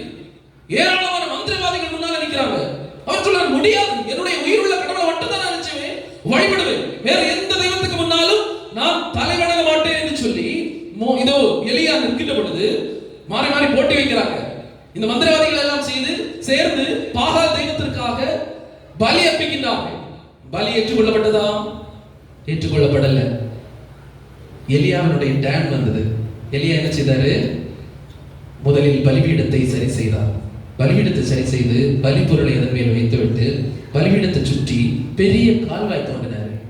சும்மாவே என்ன செய்யாது, தீ பத்தாது, அதை சுற்றி என்ன செய்தாரு, பெரிய கால்வாய் தோண்டி அதுக்குள்ளால் என்ன செய்தார், தண்ணீரினால் நிரப்புகின்றார். அந்த பலிபீடத்தின் மீது தண்ணீரை என்ன செய்கிறார், ஊற்ற செய்கின்றார். தண்ணீரை ஊற்ற செய்து தண்ணீருக்கு மத்தியில இவர் சொல்றாரு, இப்போது என்னுடைய பலி என்ன செய்யப்படும், ஏற்றுக்கொள்ளப்படும். நீங்க நினைக்கும் போது சின்ன சிம்பிளா இது தோணும். எவ்வளவு சங்கூற்றம், அவருக்கு எதிராக டோட்டல் ஃபேமிலி அவருக்கு எதிராக நிற்குது. நம்முடைய குடும்பம் முழுவதும் எதிராக இருக்கிறது, ஆலயம் முழுவதும் எதிராக இருக்கிறது, சமூகம் முழுவதும் எதிராக இருக்கிறது. அப்படி எதிராக நிற்கும் போது கூட கடவுள் என்னை கைவிட மாட்டார் என்று சொல்லக்கூடிய ஆழமான விசுவாசத்தோடு எலியா சொல்றாரு, விண்ணிலிருந்து தீ வரும், விண்ணிலிருந்து தீ வரும், என்னுடைய பலிபொருளை அது ஏற்றுக்கொள்ளும். இன்று என்னை இகழக்கூடியவர்கள் என்னை பார்த்து இவையெல்லாம் என்ன பெரிய அப்படி சொல்லக்கூடியவங்க எல்லாம் நாளை என்னை போற்றக்கூடிய நாள் வரும், என்னை கடவுள் கைவிட மாட்டார் என்று சொல்லக்கூடிய நாள் வரும். பாசமுள்ளவர்களே, ஆழமான விசுவாசத்தோடு எலியா சொன்னாரு. நாளை என்ன வந்தது, தீ வந்து அந்த பலிபொருளை எரித்து சாம்பலாக்கியது. பாகால் தெய்வத்துக்கு முன்னால் கடவுள் எலியாவை விட்டுக் கொடுக்கவில்லை. இந்த எலியா இறைவாக்கினரும் இறந்து போகின்ற பொழுது நெருப்பு தேரில் என்ன செய்கிறார், விண்ணிற்கு எடுக்கப்படுகின்றார். இந்த 2 அரசர்கள் 2வது அதிகாரம் 1 முதல் உள்ள இறைவார்த்தைகளை வாசிக்கின்ற பொழுது நமக்கு தெரியும். இந்த எலியா இறைவாக்கினர் என்ன செய்கின்றார்? நெருப்பு தேரிலே விண்ணிற்கு எடுக்கப்படுகின்றார். இப்ப இந்த நெருப்பு தேரிலே விண்ணிற்கு எடுக்கப்படுகிறது. 2 பேருக்கும் இறப்பது வரை, அவர்கள் இறப்பது வரை கடவுள் என்ன செய்தாரு? கூடவே நடக்கிறார். அதுக்கு காரணம் என்ன? இந்த 2 பேரும் கடவுளுக்கு அடக்கமுடையவர்களாக இருந்தார்கள். கடவுள் அவர்களுடைய அடக்கத்தை நடத்தினார். இந்த 2 பேரும் யாருக்கு அடக்கமுள்ளவர்களாக இருந்தாங்க? கடவுளுக்கு. கடவுள் என்ன சொன்னார்? மோசேக்கு சொல்றாரு, அங்க போ, அங்க போறாரு, இங்க வா, இங்க வராரு, அங்கோட்டு போ, அங்க போறாரு, இங்கோட்டு போ, அங்க போறாரு. சொல்றதெல்லாம் கீழ்ப்படிகிறாரு, சொல்றதெல்லாம் கீழ்ப்படிகிறாரு, சொல்றதெல்லாம் கீழ்ப்படிச்சப்போ கடவுள் அவருக்கு கூட இருந்தார். 2வது கடவுளுக்கு நம்மளை பிடிக்கணும் அப்படின்னு சொன்னா நாம் கீழ்ப்படிதல் உள்ளவர்களாக இருக்க வேண்டும். கடவுள் சொல்லக்கூடியதெல்லாம் கடவுளுக்கு வேண்டி நம்ம நிறைய காரியங்கள் கேட்போம். ஆண்டவரே, என்னுடைய கஷ்டம் நீங்கணும், என்னுடைய கணவனுடைய குடி மாறணும், என்னுடைய குடும்பத்தில் இருக்கக்கூடிய நோய் நீங்கணும், நிறைய காரியங்கள் கேட்போம். கடவுளுக்கு வேண்டி சஃபர் பண்றதுக்கு, கடவுளுக்கு வேண்டி துன்பப்படுவதற்கு நாம் தயாராக இருக்கின்றோமா என்று சிந்தித்து பார்க்க வேண்டும். பசுவள்ளவர்களே, கேரளத்தில் கொச்சு குஞ்சு, சாது கொச்சு குஞ்சு அப்படின்னு சொல்லக்கூடிய ஒரு உபதேசியார் இருந்தார். இந்த உபதேசியாருடைய வேலை அப்படின்னு சொன்னது, காலையில் திருப்பலி முடிச்சது அப்படின்னு சொன்னா இவர் இந்த நோயாளிகளை சந்திப்பதற்காக அப்படியே ஒரு பேக் எடுத்துட்டு போவாரு. அப்படி போய் நோயாளிகளை எல்லாம் சந்திச்சு அவர்களுக்காக ஜெபம் செய்து மாலை வேளையாகும் போது சில நேரம் வீட்டுக்கு வருவாரு, சில நேரம் அடுத்த ஊருக்கு அப்படி நினைச்சுவாரு, போவாரு, அங்க பூசை பார்ப்பாரு, அப்படியே கறங்கி அடுக்க இப்படி கறங்கி நினைச்சுவாரு. வாரத்தில் ஒரு நாள் வீட்டுக்கு வந்தா உண்டு, மாசத்துல ஒரு நாள் வீட்டுக்கு வந்தா உண்டு. ஃபுல் டைம் கடவுள் பணி, கடவுள் பணி, கடவுள் பணி.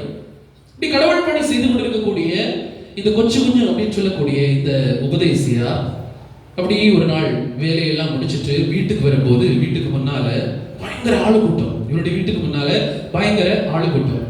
இப்ப தூரத்துல இருந்து சொல்றாங்க, ദൈവത്തിന് വേണ്ടി നീ ഇതൊക്കെ ചെയ്തു, എന്നാലും ഈ ദൈവം നിന്നോട് ഇങ്ങനെ ചെയ്തല്ലോ. ദൈവത്തിന് വേണ്ടി നീ ഇതൊക്കെ ചെയ്തു, എന്നാലും ദൈവം നിന്നോട് ഇങ്ങനെ ചെയ്തല്ലോ. கடவுளுக்கு வேண்டி நீ இதெல்லாம் செய்த, இருந்தாலும் கடவுள் உனக்கு இப்படி செய்துட்டாரே. இவருக்கு ஒண்ணுமே புரியல. திரும்ப முன்னால வரும்போது திரும்ப சொல்றாங்க, நீ இதெல்லாம் அவசானிச்சு இந்த பணி நோக்கு, இதொക്കെ அவசானிச்சு இந்த பணி நோக்கு, இதெல்லாம் தீர்த்து வச்சுட்டு நீ உன்னுடைய காரியம் பாரு, கடவுளுக்கு வேண்டி ஓடிச்சு ஒரு காரியமும் இல்லை அப்படின்னு சொல்லிட்டு சொல்றாங்க. இவருக்கு ஒன்றும் புரியல. திரும்ப முன்னால வரும்போது சொல்றாங்க, உன்னுடைய மகன் இறந்து போயிட்டான், உன்னுடைய மகன் இறந்து போயிட்டான்.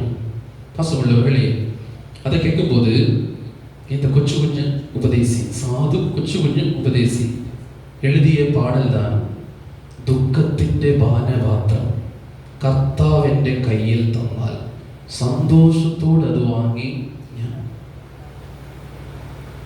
எவ்வளவு சங்குற்றம் உண்டுன்னு சொன்னால், எவ்வளவு கடவுள் மீது நம்பிக்கை உண்டு என்று சொன்னால் இந்த வார்த்தைகளை சொல்ல முடியும்.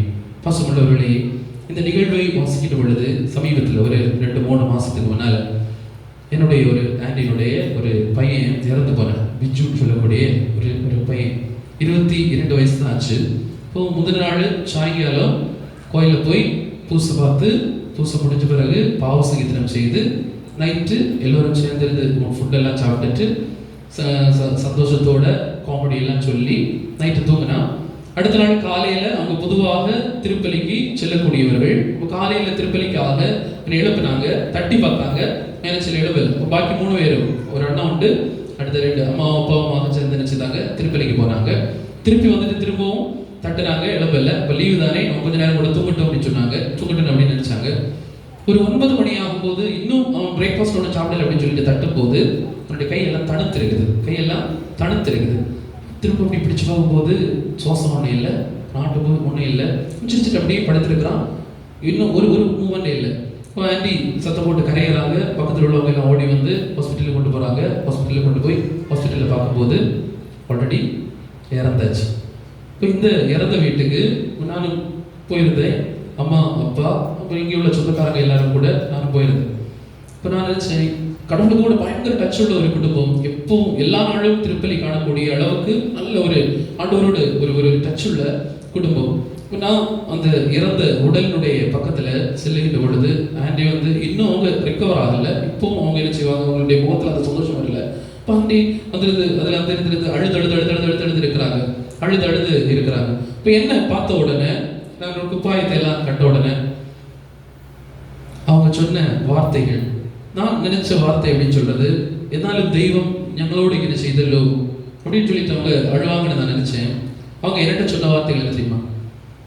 ஜெபினே, എന്റെ മോൻ സ്വർഗത്തിൽ പോവാൻ വേണ്ടി പ്രാർത്ഥിക്കും. അഴുതിട്ട് ചൊല്ലുறாங்க, എന്റെ മോൻ സ്വർഗത്തിൽ പോവാൻ വേണ്ടി പ്രാർത്ഥിക്കും, എന്റെ മോൻ സ്വർഗത്തിൽ പോവാൻ വേണ്ടി പ്രാർത്ഥിക്കും. ജെബിനെ, എന്റെ മോൻ സ്വർഗത്തിൽ പോവാൻ വേണ്ടി പ്രാർത്ഥിക്കും. பாசமுள்ளவர்களே, கடவுள் மீது இவர்களுக்கு எவ்வளவு விசுவாசம் இருந்தால் தன்னுடைய இடிந்து போகக்கூடிய தருணத்தில் கூட, தன் உடைந்து போகக்கூடிய தருணத்தில் கூட கடவுளை நம்பி இருப்பார்கள் என்று யோசித்து பார்க்கின்ற பொழுது, ஒரு ஃபாதரா கூட என்னால் இவ்வளவு சிந்திக்க முடியுமா, இவ்வளவு வாழ முடியுமா என்று கேட்கின்ற பொழுது அந்த கேள்விக்கு முன்னால் நானும் தலைவணங்கி நிற்கின்றேன். பாசமுள்ளவர்களே, மோசேயினுடைய வாழ்க்கையை பார்க்கின்ற பொழுது, மோசே இந்த எகிப்து மக்களை எல்லாம் அழைத்துக் கொண்டு கடலுக்கு முன்னால வந்து நிற்கிறாரு. கடலுக்கு முன்னால் நிற்கும் போது முன்னால கடல், பின்னால எகிப்தினுடைய வீரர்கள். முன்னால போனா முங்கி சாவும், பின்னால போன நிச்சயமாக தூக்கி கொள்ளுவாங்க. முன்னாலே இல்ல, பின்னாலே இல்ல. அந்த நேரத்தில் அவர் மேல பார்த்தாரு. என்னை படைத்த கடவுள் என்ன செய்ய மாட்டார், கைவிட மாட்டார்னு சொல்லி மேல பார்த்தாரு. கடவுள் சொன்னாரு, கோல் எடுத்து அடி. அடிச்சாரு. ரெண்டு சைடுல கடல் என்ன செய்து பிளந்து நின்னது. அதுக்கு நடுவுலோடி, ப்ராப்ளத்துக்கு நடுவுலோடி. எந்த ப்ராப்ளம் இது எனக்கு வாழ்க்கையில முன்னோட்டு ஒரு பயணம் இல்லை என்று சொல்லி வந்து தடையாக நின்னதோ, அந்த தடையை உடைச்சு ரெண்டு சைடுல ஆக்கிட்டு அதுக்கு நடுவுலோடி கம்பீரமாக நடந்து போனாரு. பாசம் உள்ளவர்களே, சில நேரங்களில் நம்முடைய வாழ்க்கையில் வரக்கூடிய தடைகளை உடைக்க வேண்டும் என்று சொன்னார். கடவுளிடம் அடைக்கல போகக்கூடியவர்களாக நாம் மாறுகின்ற பொழுது கண்டிப்பாக கடவுள் நம்மை ஒருபோதும் கைவிட மாட்டார் என்பதில் எந்த விதமான சந்தேகமும் இல்லை. இறுதியாக ஒரே ஒரு காரியத்தை சொல்லி நம்ம இறுதி ஆசீர்வாதத்திற்குள்ளால் கடந்து செல்வோம். பாசம் உள்ளவர்களே, இறுதியாக நான் சொல்வது ஒரே ஒரு காரியம் மட்டும்தான். தந்தையாகிய கடவுள் அங்க இந்த இடத்துல சொல்லக்கூடிய ஒரு வார்த்தை உண்டு. இவர் என் அன்பார்ந்த மகன், இவர் விரட்டு நான் குறிப்பிடுகின்றேன். அப்படியே சொன்னாரு. அவர் அவருக்கு நீங்கள் செவிசாயுங்கள். இவர் விரட்டு நான் குறிப்பிடுகின்றேன், அவருக்கு நீங்கள் செவிசாய். அவர் சொல்றதை நீங்க கேளுங்க, அவர் சொல்றதை நீங்க கேளுங்க. பாசமுள்ளவர்களே, தூய ஆவியுடைய அபிஷேகம் வருகின்ற பொழுது நம்ம சொல்லக்கூடியதை என்ன செய்வாங்க, எல்லோரும் கேட்க ஆரம்பிப்பார்கள். பல நேரங்கள் நம்முடைய ப்ராப்ளம் என்ன, நம்ம சொல்றது மனைவிக்கு புரியாது, பிள்ளைக்கு புரியாது, இல்லைன்னு சொன்னா கணவனுக்கு புரியாது. நம்ம சொல்லக்கூடியது அவங்களுக்கு என்ன செய்யல, கேட்கல. அவங்க சொல்றது ஏன் அவங்க கேட்கல? பரிசுத்த ஆவி வரும்போது என்ன செய்வாங்க, சொல்றத கேட்பாங்க. நம்ம சொல்லக்கூடியதை இயற்கை கேட்கும், நம்ம சொல்லக்கூடியதை மற்றுள்ள மனிதர்கள் கேட்பார்கள், நம்ம சொல்லக்கூடியதை எல்லாமே கேட்கிறதுக்கு ஆரம்பிக்கும். திருத்தூதர்களுடைய வாழ்க்கையிலே பரிசுத்த ஆவி கடந்து வந்த பொழுது அவர்களுடைய நிழல் பட்ட இடங்களில் கிடந்த மக்கள் என்ன செய்தார்கள், எழும்பி நடந்தார்கள். பாசமுள்ளவர்களை, இந்த ஒரு அபிஷேகம் கிடைக்கணும் அப்படின்னு சொன்னா, தூய ஆவியுடைய வல்லமை நமக்கு கிடைச்சது அப்படின்னு சொன்னா, நம்ம சொல்லுது என்ன செய்வாங்க, எல்லாருமே கேட்பாங்க. நான் சிலம்பரத்துல இருக்கும்போது சின்ன வயசுல இந்த ஊர்ல நமக்குள்ள என்டர்டைன்மெண்ட் அப்படின்னு சொல்றது, மாறி மாறி அடி வைப்பாங்க இல்லையா, சண்டை போடுவாங்க இல்லையா. இந்த சண்டை போடுறத பாக்குறது ஒரு பயங்கர என்டர்டைன்மெண்ட். இப்ப அப்படி இல்ல, பக்கத்து வீட்டுல சண்டை போட்டாங்க நம்ம என்ன செய்வோம், திறந்து கூட பார்க்க மாட்டோம். நமக்கு நிறைய காரியங்கள் என்டர்டைன்மெண்ட் உண்டு. பக்கத்து வீட்டுல சண்டை போட்டாங்கன்னு சொன்னா நீங்க திறந்து பார்ப்பீங்களா, என்ன சண்டை அப்படின்னு பார்ப்போமா? முன்னால என்ன செய்வோம், நம்ம சண்டை நடக்கக்கூடிய இடத்துல ஒரு பெரிய கூட்டம் போடுவாங்க. அந்த சண்டையில என்னெல்லாம் இங்கிலீஷ் வார்த்தைகள் எல்லாம் பயன்படுத்துறாங்க, புதுசா என்னதெல்லாம் டிக்ஷனரியில சேர்க்கலாம் அப்படின்றதெல்லாம் பாக்குறதுக்கு என்ன விஷயம், ஒரு பெரிய வட்டம் மூடி சண்டையை பார்ப்போம். என்ன நடக்குது. போய் ஒரு குடிகார அங்கே என்ன செய்யறாரு, சண்டை போட்டு இருக்கிறாரு. சண்டை போடும்போது அவருடைய கையில ஒரு கத்தி வச்சிருக்காரு. பக்கத்துல யாராவது வந்தா நான் நினைச்சுவேன் குத்துவேன், பக்கத்துல நான் யாராவது வந்தா நினைச்சுவேன் நான் குத்துவேன் அப்படின்னு சொல்லிட்டு என்ன செய்யறாரு, இப்படி சவுண்ட் போட்டுட்டு இருக்கிறாரு. இப்படி சவுண்ட் போட்டுட்டு இருக்கும்போது அந்த இடத்துல இருக்கக்கூடிய வார்டு மெம்பர் உண்டு, பஞ்சாயத்து தலைவர் உண்டு, அவங்க எல்லாம் சொல்றாங்க கத்தி கீழே போடு. ஒரு ஆள் பிடிக்கிறது வேண்டி போறாரு, என்ன செய்யறாரு, நீ குத்தி போடு. அவருக்குள்ள இருக்கக்கூடிய அந்த புத்தி என்ன செய்யுது, அது கரங்கி நிக்குது. கரங்கி நிக்கிறாரு. யாரும் சொல்லிட்டு என்ன செய்யல, கேட்கல. அவங்க அம்மா சொன்னாங்க, கேட்கல. அங்க இருக்கக்கூடிய ஊர் தலைவர்கள் எல்லாம் பெரியவர்கள் எல்லாம் சொல்லி பார்த்தாங்க, கேட்கல. அந்த நேரத்துல ஒரு வயசான சிஸ்டர், இங்க சில படத்துல ஒரு இந்த பிளாக் கலர், அவங்களுடைய பேர் எனக்கு தெரியல, ஒரு பிளாக் கலர் இது தலையில இதெல்லாம் போட்ட ஒரு வயசான சிஸ்டர், பழைய ஒரு வயசான சிஸ்டர் ஹவுஸ் விசிட்டுக்காக அப்படியே நடந்து போயிட்டு இருக்கிறாங்க. போயிட்டு இருக்கும்போது சொன்னாங்க, அங்க என்ன கூட்டம் அப்படின்னு கேட்டாங்க. இப்படி சொன்னாங்க, இங்க சண்டை நடந்துட்டு இருக்குது அப்படின்னு சொல்லி. அப்ப அந்த சிஸ்டரை கூப்பிட்டாங்க. சிஸ்டர் கூப்பிட்டப்போ சிஸ்டருடைய சவுண்ட் நீங்க பாருங்க, இப்போ எப்படி அந்த நேரத்தில் அவங்களுக்கு ஒரு 80 வயசுக்கு மேல இருக்கும். அப்போ அவங்களுடைய சவுண்ட் எவ்வளவுதான் இருக்கும். இப்படி போயிட்டு பக்கத்துல போயிட்டு கத்தி தாளையிடுறா, அவ்வளவுதான், கத்தி தாளையிடுறா. அவன் கத்தி தாளையிட்டான். இத்தனை பேர் சுத்தி நின்று சொன்னாரு சொல்லி கேட்காதமே சிஸ்டர் சொன்னாங்க, கத்தி தாளையிடுறா, தாழை போட்டா. பசமுள்ளவர்களே, அபிஷேகம் அப்படின்னு சொன்னா ஒரு வார்த்தை சொன்னால் போதும் எல்லாரும் என்ன செய்வாங்க, கீழ்ப்படிவார்கள். அவர் உங்களுக்கு சொல்வதை நீங்கள் செவிசாய்கள். தந்தை சொன்னது போல நம்ம சொல்லக்கூடியதை நினைச்சுவாங்க. எல்லோரும் கீழ்ப்படிவார்கள் என்பதில் எந்த விதமான சந்தேகமும் இல்லை. ஆக இன்னைக்கு நம்ம பார்த்த காரியங்கள் அப்படின்னு சொல்றது, ஆண்டவருக்கு பிடித்தமுள்ளவர்களாக இருக்க வேண்டும் என்று சொன்னால் முதல்ல நம்ம அன்புள்ளவர்களாக இருக்க வேண்டும். முதல்ல என்ன செய்யணும்? உறங்கி இருக்காதீங்க. அன்புள்ளவர்களாக, உறக்கமுள்ளவர்களாக இருக்கணும். இல்ல, அன்புள்ளவர்களாக என்ன செய்யணும்? இருக்க வேண்டும். இரண்டாவது என்ன செய்யணும்? அடக்கமுள்ளவர்களாக. யாருக்கு அடக்கமுள்ளவர்களாக? கடவுளுக்கு அடக்கமுள்ளவர்களாக இருக்க வேண்டும். மூணாவது என்ன செய்யணும்? அபிஷேகம் உள்ளவர்களாக இருக்க வேண்டும். நாளைக்கு வந்த உடனே கேட்பேன். முதல்ல என்ன செய்யணும்? அன்புள்ளவர்களாக இருக்கணும். இரண்டாவது என்ன செய்யணும்? அடக்கமுள்ளவர்களாக இருக்கணும். மூணாவது என்ன செய்யணும்? அபிஷேகம் பெற்றவர்களாக இருக்க வேண்டும். அப்படி இருந்தோம் அப்படின்னு சொன்னா நிச்சயமாக கடவுளுக்கு நாம் பிடித்தமுள்ளவர்களாக இருப்போம். கடவுள் நமக்கு பல காரியங்களை வெளிப்படுத்தி தருவார். நம் வழியாக ஏராளமான ஆசீர்வாதங்களை நம்முடைய குடும்பத்திற்கு, நம்முடைய சமூகத்திற்கு தருவார் என்பதில் எந்த விதமான சந்தேகம் இல்லை. பாசமுள்ளவர்களே, இறுதி ஆசீர்வாதத்திற்காக நம்மை தயார் செய்யக்கூடிய நேரம் இது. இந்த இறுதி ஆசீர்வாதத்தினுடைய வேளையிலே பரிசுத்த நற்கருணை நம்முடைய மத்தியிலே கடந்து வருகின்ற பொழுது, ஆண்டவர் என்னை தொட வேண்டும், ஒரு பெரிய அபிஷேகம் எனக்கு கிடைக்க வேண்டும் என்று சொல்லி இறைவனிடம் உருக்கமாக ஜெபிப்போம். இறைவன் நம்ம ஒவ்வொருவரையும் நிறைவாக ஆசீர்வதிக்கட்டும். பிதா, சுதன், பரிசுத்த ஆவியின் திருப்பெயராலே ஆமென். இயேசுவுக்கே புகழ். அன்பான கைகளை தூக்கி பலிபீடத்தை பார்த்து எல்லோரும் சத்தமாக சொல்லுவோம். இயேசுவுக்கே புகழ். சத்தமாக இயேசுவுக்கே புகழ். இயேசுவுக்கே நன்றி. சத்தமாக இயேசுவுக்கே நன்றி. இயேசுவுக்கே ஆராதனை. மரியே வாழ்க, மரியே வாழ்க, மரியே வாழ்க. அன்பான எல்லோரிடம் நிற்பமாக எழுந்து நின்று கொண்டு நற்கனை ஆண்டவர் வரக்கூடிய நேரம். நற்கனை ஆண்டவரை நான் திரும்பி நின்று இந்த வாசலை பார்த்து நாம் நிற்போம். ஆண்டவர் வரக்கூடிய நேரத்தை வாய்களை திறந்து பாடுவோம். இயேசுவே, நான் உன்னை பார்க்கிறேன் தகப்பனே, நான் பிரகாசம் அடைகிறேன் தகப்பனே. என்னுடைய வாழ்க்கையில நீங்கள் இருந்தால் நாங்கள் அவமானம் அடைய போவதில்லை. எனவே எல்லோரும் வாய்களை திறந்து நம்முடைய கரங்களை கூப்பிக்கொண்டு, இயேசுவே, நீர் வரக்கூடிய நேரம், நான் உண்மை காணக்கூடிய நேரம், எனக்கு ஒரு பெரிய ஆசீர்வாத நேரம் அப்பா, எனக்கு ஒரு விடுதலை தந்தீரே ஆண்டவரே, அதற்காக நன்றி அப்பா. நானும் மது பிள்ளை அப்பா, உமது பிள்ளை, ஒரு நாளும் அவமானம் அடைவதில்லை. அப்பா, நானும் மது பிள்ளை, ஒரு நாளும் அவமானம் அடைவதில்லை. உம்மைத்தான் நான் பார்க்கின்றேன்,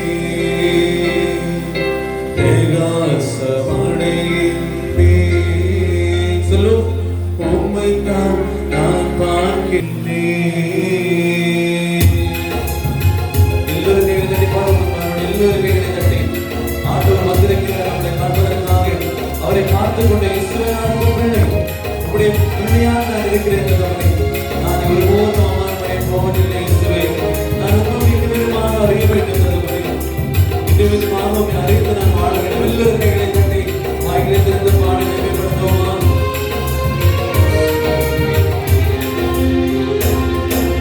உம்மைத்தான் நான் பார்க்கின்றேன்,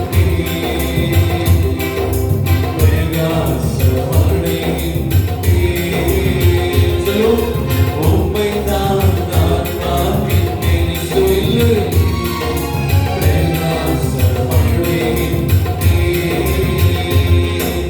அவமானம்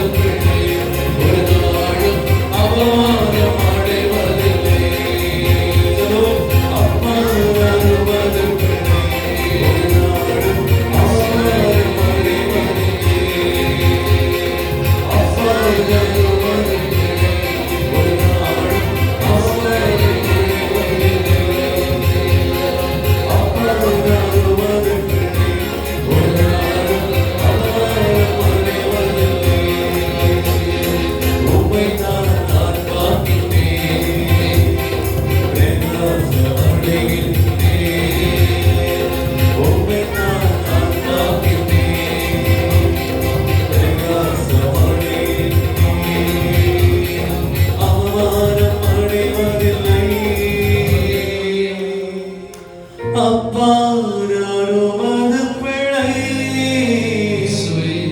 அப்பா நான் உமது பிள்ளை, ஒரு நாளும் அவமானம் அடைவதில்லை.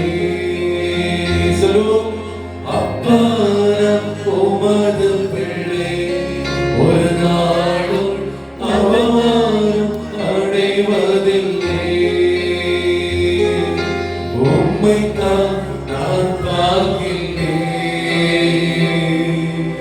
பிரகாசம் அடைகின்றேன்.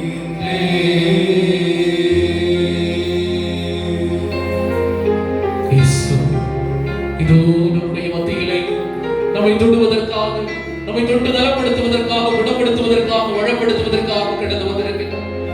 இயேசுவை உற்று நோக்கி பாருங்கள், இயேசுவை உற்று நோக்கி பாருங்கள், அவருடைய கண்களை பாருங்கள். நமக்காக உறக்கம் இழந்த கண்கள், நமக்காக வாடி தளர்ந்த கால்கள், நமக்காக காயமுற்ற கரங்கள், நமக்காக வேதனையுற்றி விம்மி தழுவுகின்ற இதயம். இதோ இயேசு நம்மை தொட்டு நம்மை அபிஷேகம் செய்வதற்காக கடந்து வருகிறார். இயேசு தன்னுடைய திரு ரத்தத்தினால் நம்மை அபிஷேகம் செய்வதற்காக கடந்து வருகிறார். இயேசுவே என்னை தொடு ஆண்டவரே, இயேசுவே என்னை தொடு ஆண்டவரே, இயேசுவே உம்முடைய அபிஷேகத்தினால் என்னை நிறைத்தருளும் அப்பா. இயேசுவே இன்னைக்கு நீங்க என்னுடைய இல்லத்துக்குள்ள கடந்து வரணும் ஆண்டவரே. இயேசுவே என்னுடைய வீட்டுக்கு நீங்களும் வாங்கப்பா. இயேசுவே என்னை தொடு ஆண்டவரே, இயேசுவே என்னை தொடு ஆண்டவரே, இயேசுவே என்னை தொடு ஆண்டவரே, இயேசுவே என்னை தொடு ஆண்டவரே. பாசமுள்ளவர்களே, நாளைய தினத்திலே அன்னையினுடைய இந்த அலங்கார வாகனத்தை இழுத்து செல்வதற்காக தயாராக இருக்கக்கூடிய சகோதர சகோதரிகளை ஆண்டவர் அபிஷேகம் செய்ய இருக்கின்றார், அபிஷேகம் செய்ய இருக்கின்றார். அன்னையை விண்ணிற்கு சுமந்து சென்ற வான தூதர்கள் போல நாளைய தினத்திலே இந்த ஊர் மக்கள் நடுவிலே வரக்கூடிய இந்த திங்கட்கிழமை இந்த ஊர் மக்கள் நடுவிலே அன்னையை சுமந்து செல்லக்கூடிய பாசமுள்ள சகோதர சகோதரிகளை ஆண்டவர் இந்த நாளிலே தொட்டு ஆசீர்வதிக்க இருக்கின்றார், தொட்டு அபிஷேகம் செய்ய இருக்கின்றார். ஆண்டவரே, ஆண்டவரே எங்கள் ஒவ்வொருவரையும் தகுதியுள்ளவர்களாக மாற்றியிருடும். உம்முடைய உடல் வெண்ணிற ஆடை போல வெளிச்சம் உள்ளதாக மாறியது போல எங்களுடைய இதயம் வெண்ணிற ஆடை போல வெளிச்சம் உள்ளதாக மாறட்டும் அப்பா.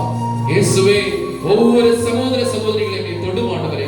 நாளிலே வருத்தத்தோடும் வேதனையோடும் இந்த இடத்திலே கடந்து வந்திருக்கக்கூடிய சகோதர சகோதரிகள், இல்லங்களிலே வர முடியவில்லை என்று வருத்தத்தோடு இருக்கக்கூடிய சகோதர சகோதரிகள், இந்த ஊர் மக்கள், இந்த பகுதியிலே கடைகள் அமைத்திருக்கக்கூடியவர்கள், எல்லா சகோதர சகோதரிகளையும் வல்லமையுள்ள தேவனே உம்முடைய வலதுகரம் நீட்டி நீர் தொட்டு ஆசீர்வதிப்பீராக, உம்முடைய வல்லமையினால் நீர் நிறைப்பீராக.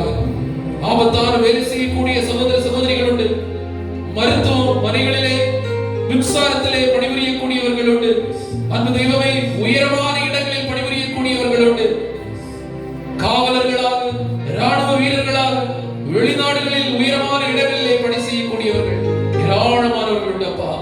இயேசுவே இந்த மக்கள் எல்லோருக்கும் பாதுகாப்பை வழங்கியிருடும். வாகனத்திலே செல்லுகின்ற பொழுது நல்ல பாதுகாப்பை நீர் வழங்கியிருடும். அன்பு தெய்வமே ஆபத்துக்கள் நேராமல் நீர் பாதுகாப்பீராக.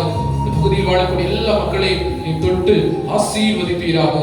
மீண்டும் இந்த விமலபுரம் அன்னையினுடைய பிள்ளைகளாக ஜாதி மத வேதங்களை கடந்து எல்லோரும் சேர்ந்து கொண்டாடக்கூடிய இந்த மாபெரும் திருவிழாவினுடைய சங்கம வேளைகளை அன்பு தெய்வமே எல்லோரையும் ஒன்றிணைக்கக்கூடிய உம் பரிசுத்த ஆவியை, ஒன்றுபடுத்தும் பரிசுத்த ஆவியை எல்லா மக்களுக்கும் நீ ஊற்றி கொடுப்பீராகப்பா. எல்லா மக்களுக்கும் நீ ஊற்றி கொடுப்பீராக. இந்த தேர்ப்பவனி வேளைகளை இந்த ஊர் முழுவதும் அன்னை வலம் வருகின்ற பொழுது, அன்னை இந்த ஊர் முழுவதும் ஆசீர்வதிப்பதற்காக ஊர் முழுவதும் இருக்கக்கூடிய மக்களை கண்டு தன்னுடைய அபிஷேகத்தை, தன்னுடைய ஆசீர்வாதத்தை பகிர்ந்து கொள்வதற்காக கடந்து செல்லுகின்ற பொழுது, இயேசுப்பா உம்முடைய தாய் வழியாக ஏராளமான ஆசீர்வாதங்களை, ஏராளமான அற்புதங்களை நீ பொழிய வேண்டும் என்று உம்மை நோக்கி நாங்கள் ஜெபிக்கின்ற ஆண்டவரே, ஆசீர்வதித்தருளும், ஆசீர்வதித்தருளும், உம்முடைய கிருபையினால் நிறைத்தருளும். இதோ அருள்மிக பெற்ற அன்னை எங்களுடைய மத்தியிலே கடந்து வருகின்ற பொழுது கிடைக்கக்கூடிய ஆசீர்வாதத்திற்காக நாங்கள் அவளோடு காத்துக் கொண்டிருக்கின்றோம். ஆசீர்வதிப்பீராக. இதோ பரிசுத்த நற்கருணையுடைய இறுதி ஆசீர்வாத வேளையிலே நாம் அனைவரும் கடந்து செல்கின்றோம்.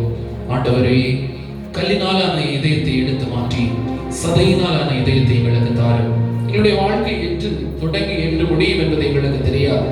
இந்த நேரத்தில் இதற்கிடையில் சில நேரங்களில் போட்டி பொறாமைகள், வெறுப்பு, வைராக்கியங்களை சாத்தான் எங்களுடைய இதயத்துக்குள்ளால் வைத்து தந்து சந்தோஷம் இல்லாமல் சமாதானம் இல்லாமல் இருக்கக்கூடிய தருணங்களிலே அது எல்லாத்தையும் இன்னைக்கு எடுத்து மாற்றணும்ப்பா. நம்ம சந்தோஷத்தோட போகணும் வீட்டுக்கு.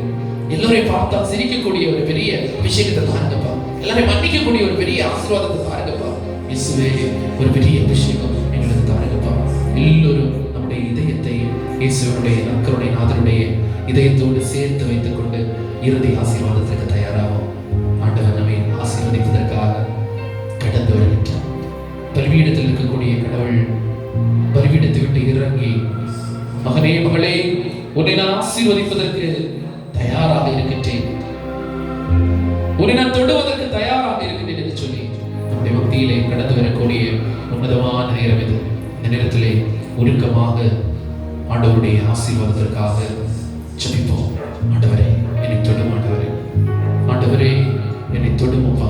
என்னுடைய குடும்பத்தை தொடும். ஆண்டவரே, என்னுடைய குடும்பத்துக்குள்ளார கடந்து வாருங்கப்பா. இந்த விமலவரத்தில் ஒரு பெரிய மாற்றத்தை உருவாக்கும்பா. இயேசுவே, மீண்டும் நாங்கள் பழையது போல ஒரு தாயினுடைய பிள்ளைகளாக, ஒரு தாயினுடைய பிள்ளைகளாக, சகோதர சகோதரிகளாக இந்த இடம் கொண்டாடப்படக்கூடிய ஒரு இடமாக, ஒரு குடும்பமாக மாற்றப்பட்டு கொண்டவரே, எல்லா மக்களையும் தொடுவீராக, ஆசீர்வதிப்பீராக.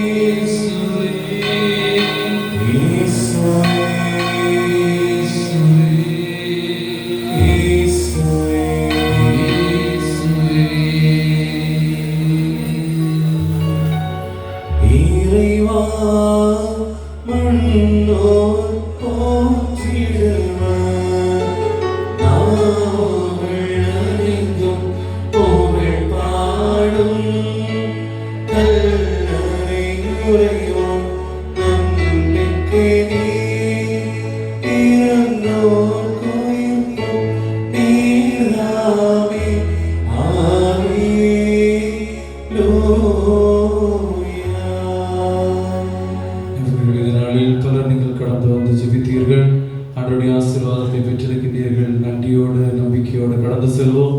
நாளை தினத்தினுடைய நினைவூட்டல் காலையில் குறிப்பிட்டது போல 9 மணிக்கு காலை ஜெபத்தோடு திருப்பலி, தொடர்ந்து அன்பின் விருந்து நிகழ்வுகளில் பங்கெடுக்க வேண்டும். இன்று வந்த எல்லோரும் நீங்கள் நாளை மாலை நேரத்தில் கண்டிப்பாக வர வேண்டும்.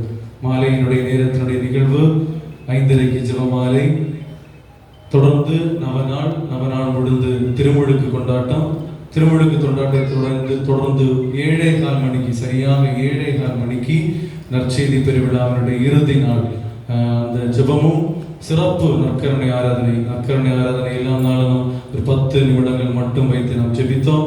இறுதி நாளில் 1/2 மணி நேரத்திற்கு மேல் நற்கருணை நாதருக்கு முன்னிருந்து நாம் ஜெபிப்போம். இன்று வந்த எல்லோரும் நீங்கள் நாளை கடந்து வர வேண்டும் என்று இந்த நேரத்தில் நினைவூட்டுகிறேன். ஆண்டவர் உங்களை நிறைவாக ஆசீர்வதிக்கட்டும். இப்போது நம்முடைய ஆலயத்தின் நாளை அன்பின் விருந்திற்கான உணவு தயாரிப்பு நிகழ்வு நடைபெற்றிருக்கிறது கீழே. அதிலும் பெரியோர்கள் முடிந்தவரை இன்னும் நீங்கள்